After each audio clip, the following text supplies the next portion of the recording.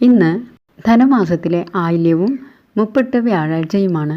സർപ്പപ്രീതിക്ക് ഏറ്റവും ശ്രേഷ്ഠമായ നക്ഷത്രദിനമാണ് ആയില്യം. പ്രകൃതിയിൽ നിന്നും മനുഷ്യർക്കുണ്ടാകുന്ന ദോഷങ്ങൾ ശമിപ്പിക്കാൻ നാഗദൈവങ്ങൾക്ക് കഴിയുന്നതാണ്. പ്രധാനമായും സന്തതി പരമ്പരകളുടെ അഭിവൃദ്ധിക്കും രോഗശാന്തിക്കുമാണ് നാഗാരാധന നടത്തുന്നത്. അതുപോലെ തന്നെ കുടുംബ സൗഖ്യത്തിനും വളരെ ഉത്തമമാണ് നാഗപ്രീതി ലഭിക്കുന്നത്. നാഗപ്രീതികരമായ മന്ത്രങ്ങൾ ആയില്യ ദിനത്തിൽ ജപിക്കുന്നത് അതിവിശേഷമാണ്. അതിലേറ്റവും പ്രധാനം നാഗരാജ ഗായത്രിയാണ്. ഓം സർപ്പരാജായ വിദ്മഹേ പത്മഹസ്തായ ധീമഹി തന്നോ വാസുകി പ്രചോദയാത്. നവനാഗസ്തോത്രം ജപിക്കുന്നതും വളരെ നല്ലതാണ്. പിംഗലം വാസുകിയും ശേഷം പത്മനാഭം ച കമ്പലം ശംഖപാലം ധൃതരാഷ്ട്രം തക്ഷകം കാളീയം തഥാ.